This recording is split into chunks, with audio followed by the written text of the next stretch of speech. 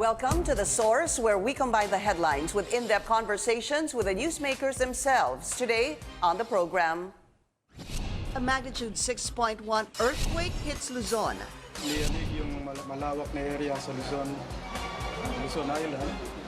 At umabot hanggang intensity 5 ang pinakamalakas na ground shaking. Leaving a trail of devastation in Pampanga and Zambales provinces. Meron din tayong mga casualty sa mga tatlong barangay. Even cities in Metro Manila weren't spared. We will be conducting a more thorough inspection and assessment of our structures to ensure that they are safe to be used. Rescue operations are now underway, authorities assessing the quake's impact. Nag-recommend ako sa Sangguniang Panlalawigan na mag-declare na kami ng state of calamity. Also, the government says this is just a minor quake. But are Filipinos ready in case the big one strikes? PHIVOLC's Director Renato Solidum and MMDA's focal person on disaster risk reduction and management, Mike Salalima, join us in the program.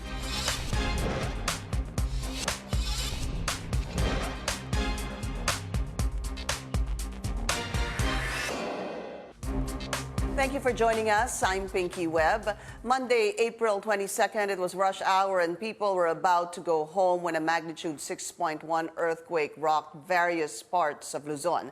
The Philippine Institute of Volcanology and Seismology, or PHIVOLCS, initially recorded a magnitude 5.7 tremor within the town of Castillejos in Zambales as epicenter, but later on raised that magnitude level to 6.1. One of the hardest hit areas, Pampanga, the boundary separating the province and Bataan, collapsed after the quake. The historic St. Augustine Parish Church did not escape the earthquake's impact. Roads leading to the town of Porac in Pampanga were also damaged. A grocery store was destroyed. Initially, at least 8 reported dead, then darkness because of damaged power lines.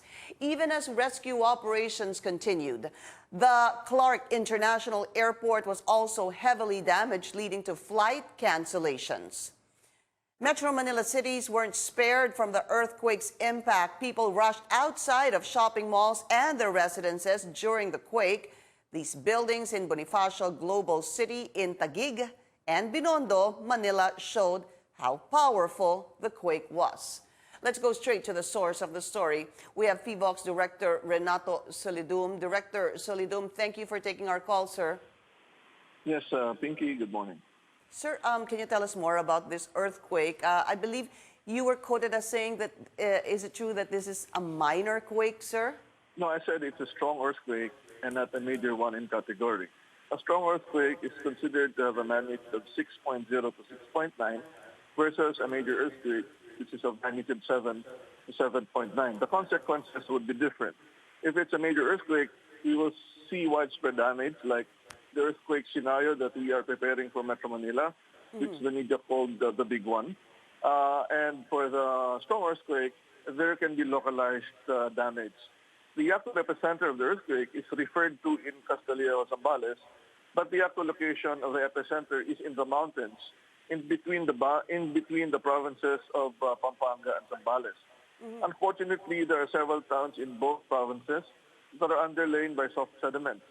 As you remember, the 1991 eruption of Pinatubo and previous eruptions have deposited lahars in Pampanga, and some of these areas are really prone to strong shaking and liquefaction, as the lahar sediments are of soft character. In Subic and Olongapo, where intensity 6 was also noted, these are also areas situated in floodplains. Just like in Porac, Florida Blanca, Guagua, and Angeles, which are also similar situated, although deposit are many lahars. So if you notice, there was no intensity 7 report, there was only intensity 6, and this would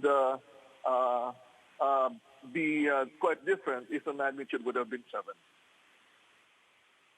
Director, can you please again help us understand the difference between the magnitude and the intensity?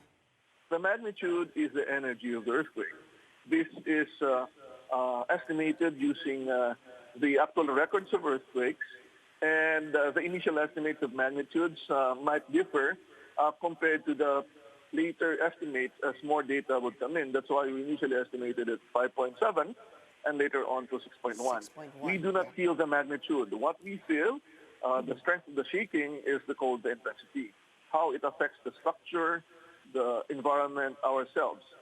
Intensity is essentially the effects to us. So the intensity is affected by, one, distance from the epicenter of the earthquake, the depth of the earthquake, the magnitude of the earthquake, and the foundation of the earthquake. Plus, if the structure or building is of multi-stories, then very high-rise buildings will sway differently than those that are shorter. Lower rise. So people on the high-rise will feel more shaking, and even though the earthquake has stopped moving, the upper floors of the building will still be shaking. Yeah. Hence, those were the pictures we saw, Director, in some parts in Binondo, even in BGC, because of the high-rise offices and condominiums over there. When we talk about, you already clarified that it was initially 5.7 and then 6.1. But the strength, how eventually is that measured, Director? I know that you were saying a lot of factors contribute to this, but is there an intensity that we can refer to regarding this earthquake? Well, since intensities differ from one place to another, Let's say then what you can do is quote the highest intensity, which is intensity 6. And the highest is 6 Yes, everywhere, 6. sir. Okay. No, it's not everywhere. These no, the are highest, the highest in some towns of Zambales in a particular and Pampanga. area. Yes, and in Metro Manila, it's intensity 5 to intensity 4. So, you know, I want to go back to, well, two places, obviously the epicenter and even, of course, Metro Manila, because in Metro Manila, Director, especially for people living in high-rise places, I would have to use myself as an example, sir, and we've talked about this many, many times in the past. It was pretty strong for someone like me who was on the 21st floor. Yes, At talagang definitely. kinabahan po ako. And tumakbo po ako pababa. Hence, also, yung po nakikita natin, this is the one in BGC. And another one, of course, in Binondo. We've been showing these pictures. Can you tell us more about yung ganito pong scenario? Because ang tinitingnan nga natin is an intensity, depending, again, yung, on the factors that you mentioned a while ago, Director. Okay, let me start from the basic. Every building, depending on the height, will have what we call the period, or the duration at which it will go back to the original position.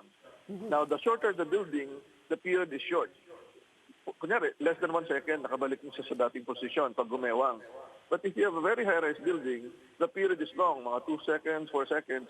So, gagalaw siya ng mas mataas sa pinakatuktok, and then babalik siya sa center, mas matagal, mabagal. Okay. So, if the earthquake is far, it will affect more the mid-rise to high-rise buildings. Gagawang-gawang na mas matagal yan compared to shorter buildings. And that's what happened yesterday. Now, if you have pools on top of the floor of high-rise buildings, the liquid itself will sway back and forth in the pool and might be washed out of the pool. And that is what happened in some areas where they have the pools on the topmost floors. Oo, kaya nakikita yung tubig, bigla na lang, you know, it seemed like poured out from the outside on top of the building. But Director? That in very high-rise buildings, maybe duration is a little bit shorter than what you see. Apo. In Porac, sir, of course, rescue operations continue there. There's a grocery na natabunan po. It's 4 floors. Also there, kasi nga ang epicenter, pagka epicenter, Director, mas malapit, is it common sense to think that pag malapit ang epicenter, mas malakas ang pagyanig? Well, yes, in general, but if the foundation is softer, then the shaking will be amplified. Mas malala ang mangyayari. And then it also, the design of the building and how it was constructed and the materials will also matter whether it will be affected or not. So if it's like a mall or a grocery store and it's the span is wide and wala masyadong poste and known naman sa Porac na malambot ang lupa, then if these factors are present, they can be affected. But note that not many structures, houses, and buildings were affected in that area as well. So we have to take note of what were the conditions of these buildings that were affected, why these were damaged, when in fact many others were not. Opo. And that's something that people are looking into, even the DPWH, sir, and even private residences, no? And those living in condominiums are looking into the integrity, the structural integrity of the building soon after that earthquake. Director, just on a last note, we've always talked about this, get ready for the big one. There is no measure, there's nothing that will tell us when this will come. But in a situation, sir, that, for example, mas matindi po, mas mataas yung mararanasan po nating magnitude or even intensity, please tell us again what to do. Use what happened yesterday as a reminder. When strong earthquake events and not even major earthquake events can damage structures, how much more if the shaking will be quite strong. Therefore, we really have to be serious about making sure that our houses and buildings have been constructed properly, have an assessment of the integrity or structural audit, and make sure that our responses are correct. If you live on high-rise buildings, naturally the vibration will be stronger. At higher intensity, you cannot stand anymore during the shaking. And what you need to do is protect yourselves and let shaking stop before you go out of the building. You have to make sure that we know where the open area is for our evacuation area. And please do not forget to bring emergency bag or go bag with food, with water, and some emergency medicine and extra clothes, a blanket, so that in case we cannot return right away, we have some things to eat or some protection for us to wear. Okay. Isa na lang po, Director, just to clarify this, because of posts that are coming out that the FIVOX already also gave a post regarding this, yung po mga fake news na lumalabas na intensity 7.1 na lindol. Help us, please clarify this to the public, sir. Actually, the posting has been there for quite a long time because the message that has been circulating has many truths in it. But apparently they got it from the contingency plan and modified it a little bit. The response there are correct. That we, FIVOX DOST, is not giving a warning of an impending earthquake. We're using a scenario for all of us to prepare for. Because otherwise, if we don't have an idea of how serious the preparedness should be. So we're not warning, but there is a possibility that there can be a strong earthquake. And that is why we have been preparing for it. The earthquake yesterday will not trigger the movement of the West Valley Fault. It's so small. But the West Valley Fault can move because it is independent of the fault. It's moved yesterday to cause the magnitude 6.1 earthquake. Thank you so much. FIVOX Director Renato Solidum. Thank you, sir. And joining us here in the studio is Michael Salalima. He's Chief of Staff for MMDA's Disaster Risk Reduction and Management Council, sir. Thank you for joining us also. So, nagpadala din po kayo ng tao sa Porac, sir? Yes. Ang MMDA. Tell us more about that. Well, after the earthquake, nag-convene po si Chairman Lim at si GM Garcia dun sa aming Metro Manila Crisis Monitoring and Management Center that's in the MMDA complex. So we had our briefing there, and naturally po, as per protocol, our office would be coordinating with the 17 LGUs. And there we also found out that Porac has been badly hit. So GM Garcia readily called up Governor Pineda, and actually po, magtatawagan naman ho talaga sila. And the governor has requested for assistance, and nagpadala po tayo last night. Immediately, we deployed one SRR team, which is capable of the search and rescue and retrieval. Ilan members po This is a 14-member team that was sent together with the equipment. And they arrived there at 12 midnight. And immediately, they were briefed of the situation, and dineploy na po sila dun sa ground zero na tinatawag. The team had 2 vertical breaching na ginagawa kasi Ma'am Pinky, ang pagkakakollapse po per report sa amin is pancake po yung pagbagsak ng building. So thereby ang pagpasok ko sa sides is not feasible. So what they'll be doing is to breach from the top. So magbe-vertical ho sila. And as of 1:40 a.m. this morning, our team created an opening, nag-breach na po sila. And there's a second breach that they're doing right now because what's encouraging po at this time is that meron pong nakakausap ang ating team na alive na victim ng ating pag-collapse ng building. 1 female and 1 male. And a third one female pero unconscious po. So yun po yung safely but urgently binibreach at kinukuha po ng ating SRR team. How soon are they into? Well, as we are speaking right now, I got a message that they are just one more layer to breach and hopefully makuha kaagad. Of course, we all know that it is an urgent matter, but definitely yung safety also is the paramount concern ng mga rescuers down in Ground Zero. All right, we'll be taking a short break. We'll be right back.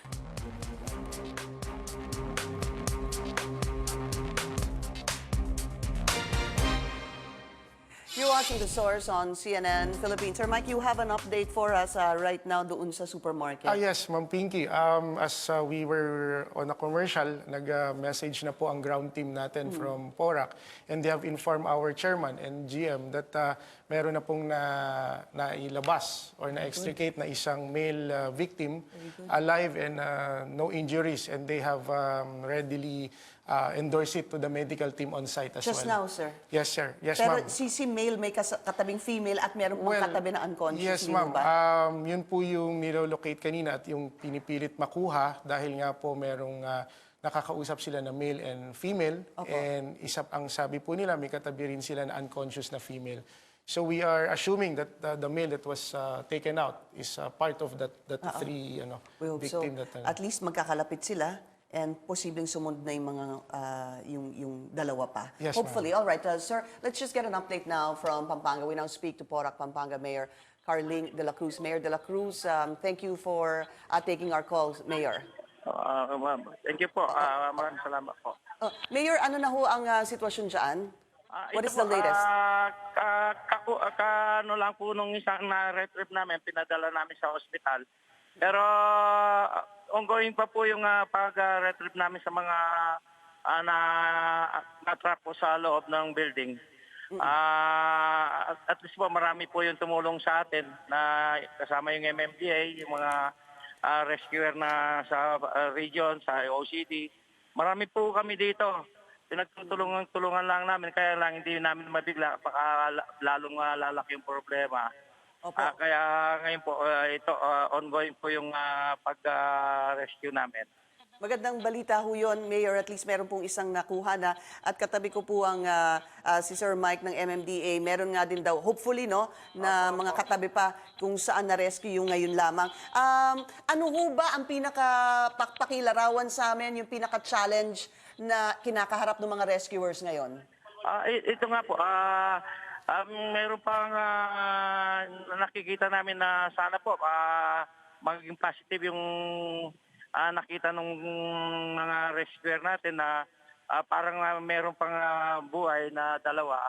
Kaya ongoing po kasi yung pagbubutas namin para mailabas yung naipit po sa loob. Meron ho ba kayong kailangan na, kumpleto naman po yung equipment o meron ho ba kayong equipment na kailangan na wala po dyan ngayon? Kumpleto po yung mga gamit ng rescuer natin, lalo na po yung MMDA. There's a team of 15, sir, Mayor, na pinadala dyan. Ano pa ho ang nangyayari ngayon sa PORAC? Dito po sa... Umiikot po kami sa yung mga engineer namin, saka yung mga QRT namin, umiikot sa mga barangay. Kasi mga tinamaan po yung mga bahay nila, may mga nawasak, yung eskwelahan, ganyan, yung mga pader po nila.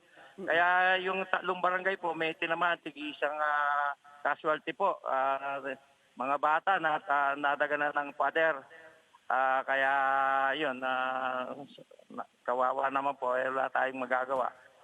Pero yun, niretrieve po natin, dinala natin sa hospital, pero talagang dead on arrival na po. Tatlong bata po yan sa tatlong barangay?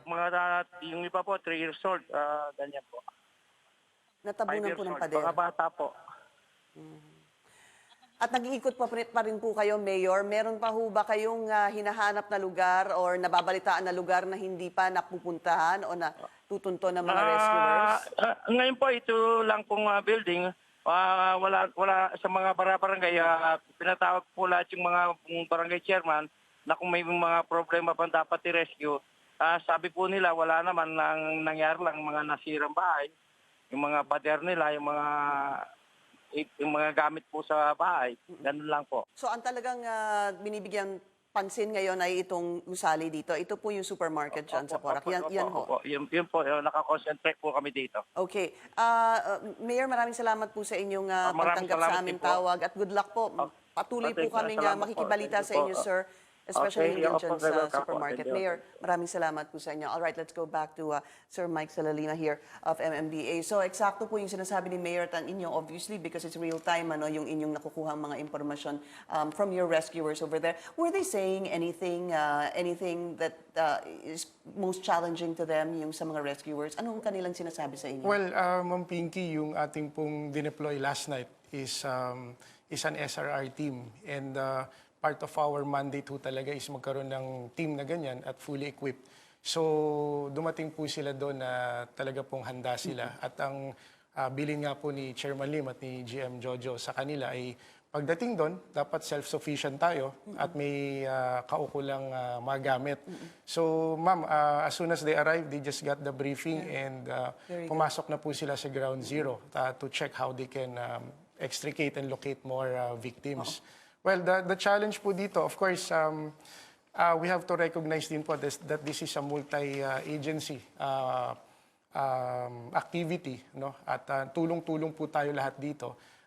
It's fortunate lang po na meron pong karagdagang equipment ang MMDA. But sa pag-locate po ngayon ng mga victims, ma'am, dun sa collapsed structure natin, ay kasama rin po dito ang mga iba't ibang ahensya ng ating pamahalaan.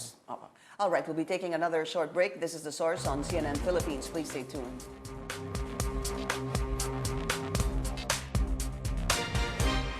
You're watching The Source on CNN Philippines. Our guest today, Mike Salalima, PMMDA. Sir, we were looking at pictures of Emilio Aguinaldo. Can you tell us more? Kasi nag-update din kayo assessment no, dun sa 17 LGUs. Yes, ma'am. At around 1 a.m. this morning, we were in contact with the City Disaster Risk Reduction and Management Office, or the DRRMO of Manila. Nag-inspection po si President Mayor Erap doon together with the head of the City DRRMO. And apparently, they're checking na po yung structural integrity ng Emilio Aguinaldo College. But then, na-mention din po kasi nila, ma'am, that prior to that, medyo ho talaga yatang magkadikit na yung building na yan sa tabi po ng Emilio Aguinaldo College. And what they are checking right now further is the effect of the earthquake since nagkiskisan po yung dalawang structure.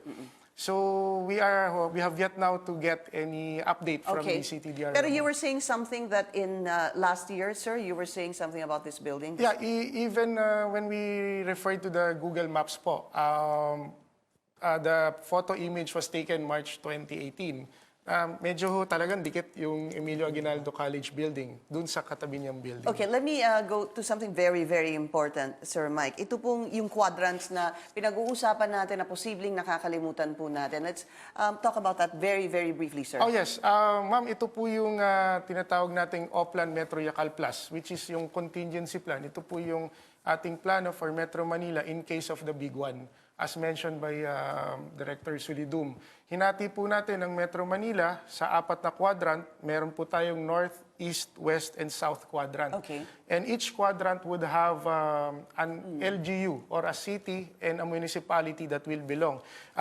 Quickly, for the North, there is Caloocan, Mandaluyong, Quezon City, San Juan, and Valenzuela.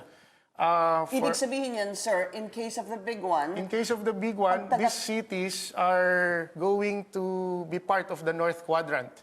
And ma'am, we must bear in mind na ito pong pag-divide ng quadrant natin, this will allow us to have a more focused response. Tama yan, sir. Kasi pag magkagulo na, let's use Marikina as an example here, sir. So Marikina, if the big one hits, yan po ang pwede nilang puntahan. Well, our staging area for Marikina is the LRT2 Santolan Station Depot. Okay. But in the enhancement of our contingency plan, Ma'am Pinky, we are still identifying another staging area because medyo delikado ho dyan dahil yung mga power lines ng LRT. That's right. So, but then... Pasig. Diyan Pasig, sila sa ultras. Yan po ang kanilang in-identify for that area. In the overall scheme of things po, what we can tell our Metro Manila residents that in the preparation for the big one, these 4 quadrants would serve as their reference. But what's encouraging right now and what's very nice to look at are the preparations and capacity enhancements being done by the different LGUs. Correct. Opo. So maganda po yung nagiging preparation ng bawat LGU. Sir Mike, maraming salamat po sa salamat inyo. And po, we'll ma'am. Thank you. continue to get more updates from your team po doon sa Porac. And of course, we wish them well. Yes, Thank you, ma'am. sir. And Thank thank you for joining us here on The Source. I'm Pinky Webb. You're watching CNN Philippines.